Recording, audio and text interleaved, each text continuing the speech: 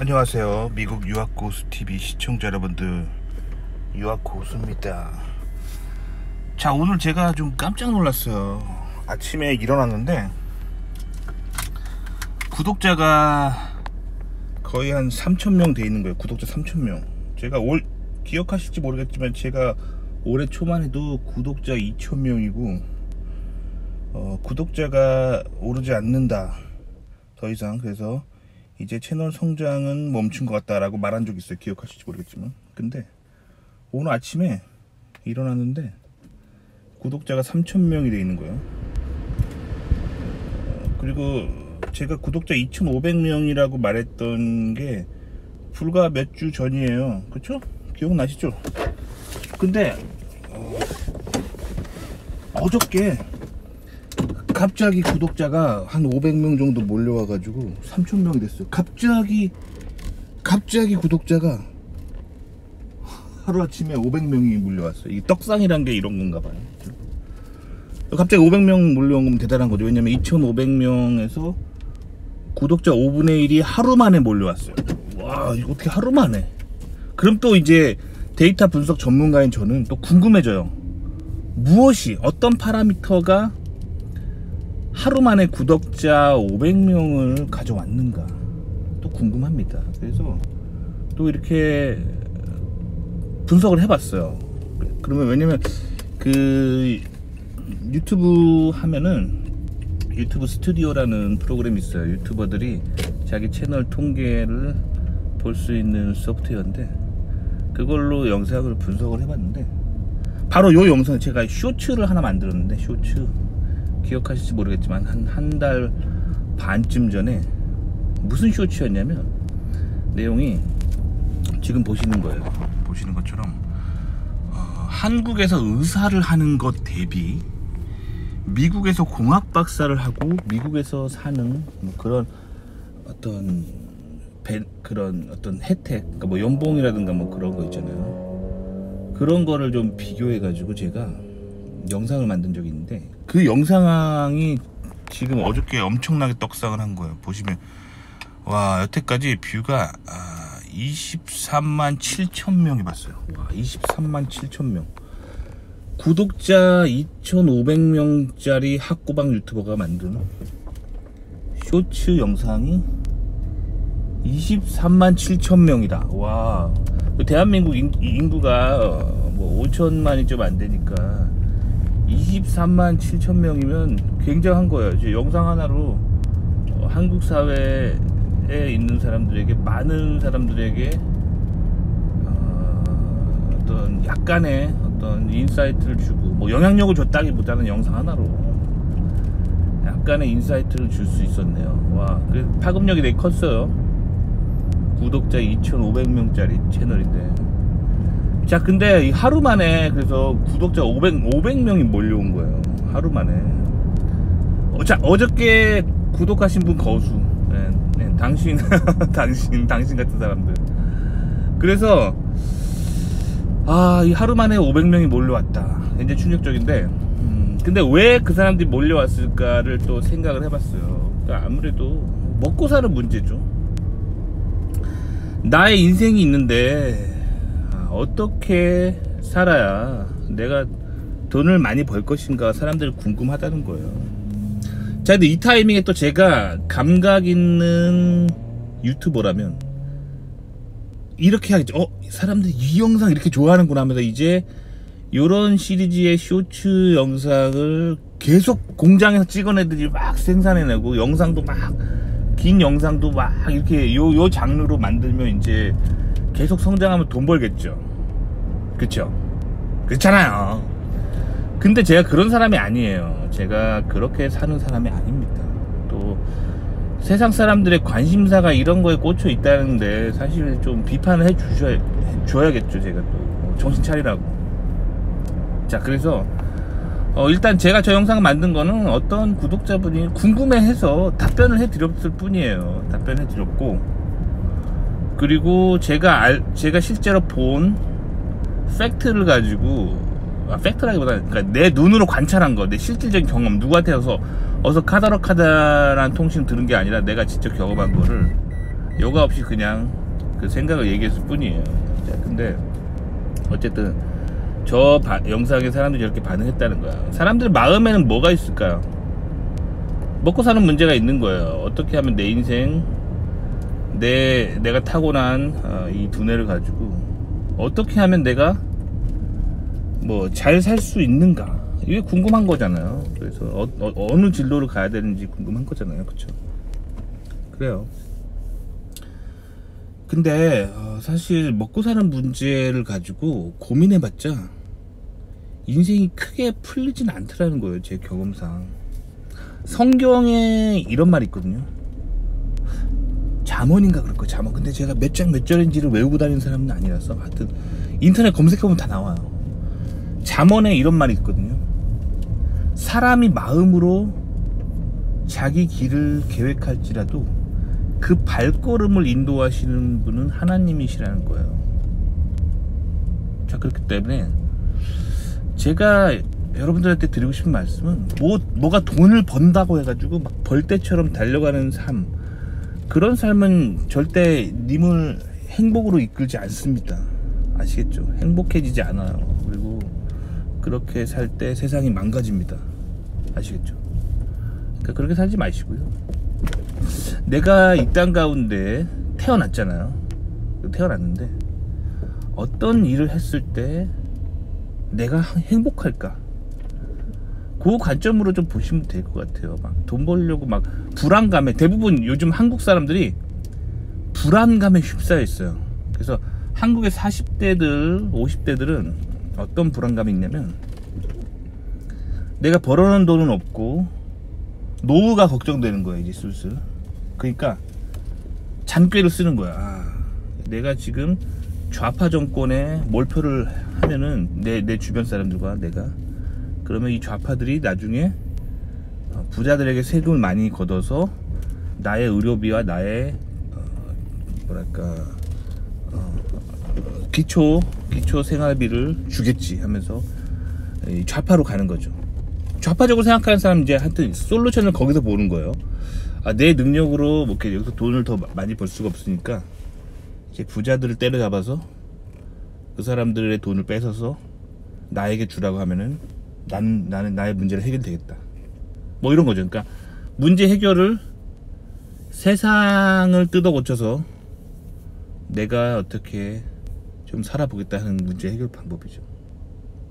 또 젊은 청년들은 어떤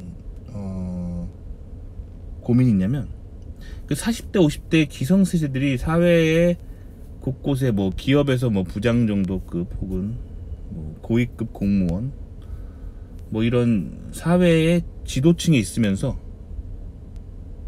본인들이 좌파라고 하면서, 좌파의 핵심은 이제 가난한 사람들을 도와주자라는 그런 기치를 걸고 있지만, 사실 좌파는 가난한 사람들을 도와주지 않죠.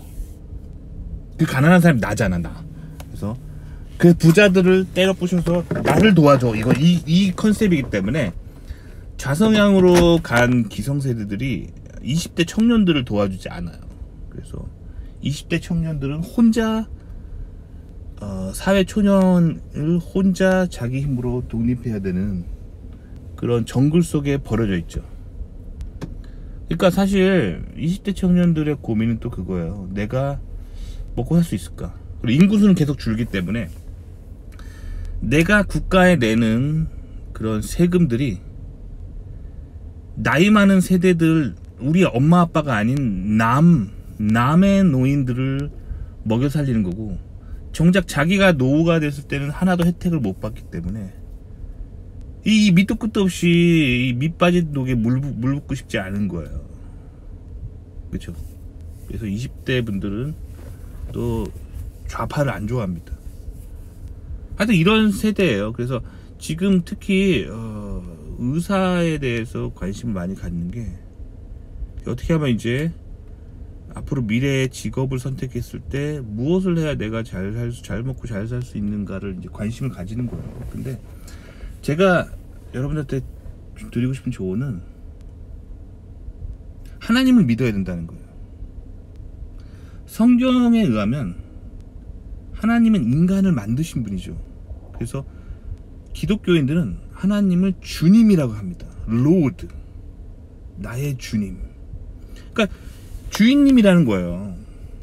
인간의 주인이라면 인간의 먹고 사는 문제를 해결해 주셔야겠죠. 굶어 죽게 그렇게 내버려 두면 주시면 안 되겠죠. 자, 근데 안 믿는 사람들은, 하나님 안 믿는 사람들은, 안티 크리스찬들이 많이 하는 얘기가 이거예요. 하나님이 살아 계시면 어떻게 저 후진국에 가난이 있고 굶어 죽는 사람이 있을 수가 있냐, 이렇게 얘기하잖아요.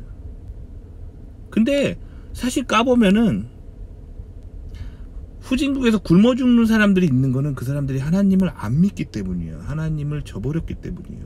내가 하나님 없이 나 혼자 살 수 있어요 라고 선언하는 사람들이잖아요. 하나님을 믿지 않으면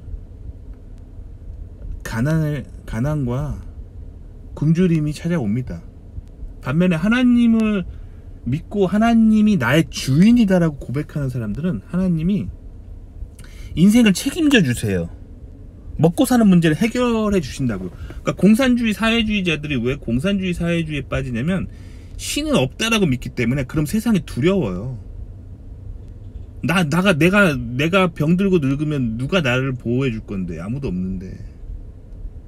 그러니까 자꾸 사회주의 공산주의 시스템을 만들어서 부자들의 세금을 많이 걷고 혹은 부자들을 때려 부셔서 가난한 사람들을 도와주는 시스템을 만들어야 된다고 주장하는 거예요. 이게 신은 없다죠.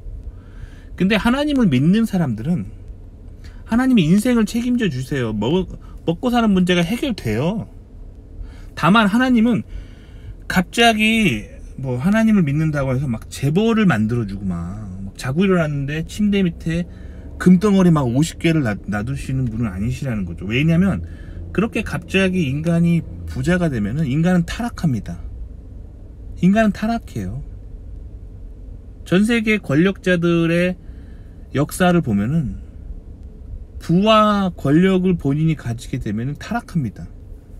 그러니까 하나님이 이제 먹고 사는 문제를 해결해 주신다는 거는 이제 먹고 살 만큼 주신다는 거예요. 먹고 사는 걱정 안 해도 될 만큼 주신다는 거예요.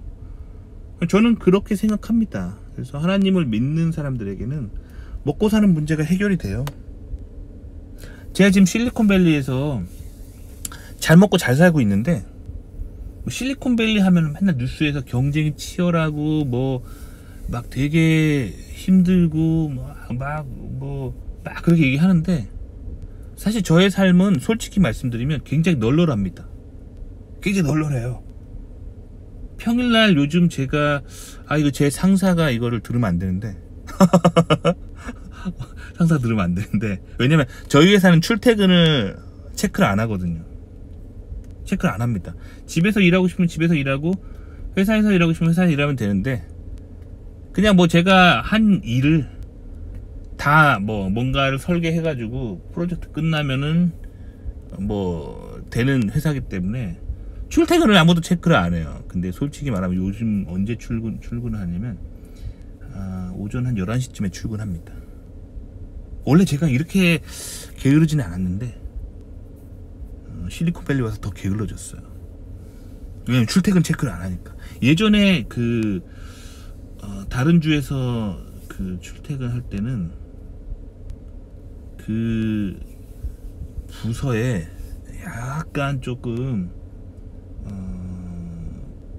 꼰대 같은 그런 동양인들이 좀 있어가지고, 그래도 아침에는 좀 와야지 이렇게 말하는 사람이 조금 있었어요. 그래가지고 제가 좀 일찍 그래도 한 9시 반까지는 회사에 가고 그랬는데, 그리고 한 4시 반쯤에 오후 4시 반쯤에 퇴근하고 그랬는데, 여기는 이 동네는 실리콘밸리는 무조건 성과예요. 그래가지고 출퇴근을 아예 체크를 안 해요. 그래서 내가 요즘은 오전 한 11시쯤에 이제 기어 나가가지고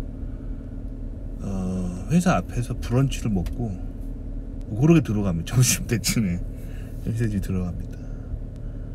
굉장히 게을러졌는데 먹고 사는 문제를 요즘 크게 걱정 안 합니다. 안 해요. 왜 안 하냐면 제가 사실 요즘 고민은 그거예요. 그런 것보다 성경, 성경을 내가 잘 이해하고 있는가, 뭐 이런 게 제 고민이에요. 제가 최근에 이제 요한계시록을 읽었거든요. 근데 요한계시록 성경 읽으신 분들은 한번 펼쳐보세요. 요한계시록 7장 1절에 이런 말이 있어요. 네 명의 천사가 four angels가 네 명의 천사가 땅의 네 모퉁이에 서 있다 라는 표현이 있어요. 근데 이게 지금 무슨 상징적인 의미일까, 문자 그대로 해석해야 될까, 요즘 제가 이게 고민이에요. 뭐 상징적으로 의미하자면 뭐 그런 거겠죠. 뭐 상징적으로, 영적으로 상징적으로 해석한다면, 그러니까 우리가 살고 있는 땅에 바운더리에 그 하나님의 어떤 의도와 계획이 있으시다. 그러니까 하나님이 뭐 이 세상을 통치하신다, 뭐 그런 상징적인 의미로 충분히 받아들이려고 하면 받아들일 수도 있어요. 그렇죠? 근데 제가 요한계시록을 읽을 때는 살짝 두려운 마음이 들어요. 왜냐면 요한계시록을 잘 읽어보시면 이런 말이 있습니다. 요한계시록의 말을 잘못 해석하면 저주를 받습니다. 그렇게 적혀있기 때문에 요한계시록을 함부로 내 생각대로 막 이렇게 해석하면 안 돼요. 굉장히 하나님이 두렵습니다. 자, 그러면 문자 그대로도 한번 해석을 해봤어요. 그러면 땅에 네 모퉁이에 네 천사가 있다. 땅에 네 모퉁이라고 하면 네 개 하면 우리 흔히 그냥 동서남북 방향을 얘기하는 건가 라고 또 생각할 수 있잖아요. 그 네 모퉁이에 천사가 있다. 그러면 어느 지역의 네 모퉁이일까? 사실 지구과학에 의하면 지구는 구형이잖아요.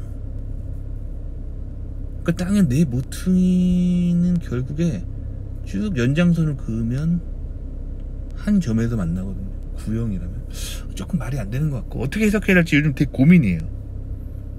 그래서 목사님도 찾아가 보고 신학 박사들한테도 물어봐 보고, 내가 그 지구과학 때 배운 이론들, 천문학 시간에 배운 이론들을 다시 한번 리뷰도 해보고, 또 미국에는 굉장히 재밌는 과학자 그룹이 있는데 지구 평평론을 지지하는 과학자들이 있어요. 그래서 그 사람들이 학회도 합니다. 막 박사들이 학회도 해요.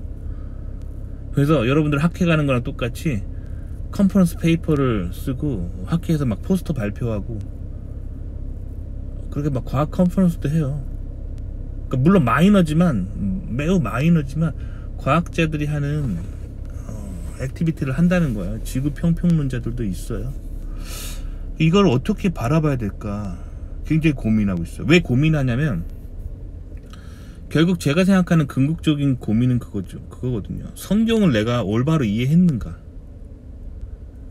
그 고민을 하는 사람이에요. 그러니까 여러분들이 살면서 기독교인이면서 지구가 평평하지 않을까 의심하는 사람들을 바보라고 놀리지 마세요. 그 사람들이 학교 다닐 때 과학 시간에 그 과학책을 안 읽어서 그런 고민을 하는 게 아니에요.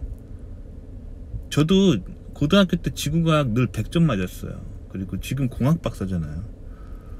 과학을 몰라서 이런 얘기를 하는 게 아니에요. 그게 아니라 성경에서 의미하는 거, 천사가 네 모퉁이에 서 있다는 게 무슨 의미일까를 깨닫고 싶은 거예요. 그러니까 성경의 의미를 깨닫고자 몸부림치는 사람들이에요. 굉장히 진지한 사람들이에요. 자, 근데 일단은 저는 이제 공학 박사까지 한 사람이기 때문에 이 진실이 궁금한 거예요. 진실. 그래서 그리고 또 저도 박사기 때문에 신학 박사들의 사고방식이 또 궁금하고, 성경의 헬라어로는 그거에 어떤 의미가 있는지도 궁금하고, 뭐 이런 거예요. 그래서 저는 이제 성경 중심적으로 성경이 내가 잘 이해하고 있는가가 사실 제 삶에서 가장 중요해요. 그리고 먹고 사는 문제는 중요하지 않아요. 하나님을 제가 또 올바로 믿고 제 믿음이 올바르고 하나님을 나의 주님이라고 고백하면은 먹고 사는 문제는 해결이 됩니다. 뭐 실리콘밸리에서 저 바쁘게 살지 않아요. 하나님 먹고 사는 문제 해결해 줘요. 근데 안 믿는 사람들은, 하나님 안 믿는 사람들 많거든요, 실리콘밸리. 왜냐면 과학자들 대부분 무신론자들이잖아요. 그 사람들 어떻게 사는지 알아요? 실리콘밸리에서 하루에 막 3시간 자고 쪽잠 자고 계속 연구해요. 난 다른 사람한테 지지 않으려고. 경쟁사회에서 지지 않고, 실리콘밸리에서 우뚝 서고, 내가 이 자리 뺏기지 않고 연봉 더 많이 받고 그러려고 그렇게 살아요. 하루에 막 3시간 자고, 누가 시켜서 그런 게 아니라 하루에 막 3시간 자고 쪽잠 자면서 그렇게 살아요. 주로 물론 후진국, 가난한 나라에서 온 후진국 출신이죠. 아메리칸 드림을 꿈꾸고 미국에서 미국인들 제치고 우뚝 서려고 그러는 거죠. 근데 저는 사실 그렇게 사는 사람이 아니에요. 그렇게 살아서 인생에 득될 게 없어요. 오히려 내 몸만 피곤해지고 내 건강만 망가지는 거죠.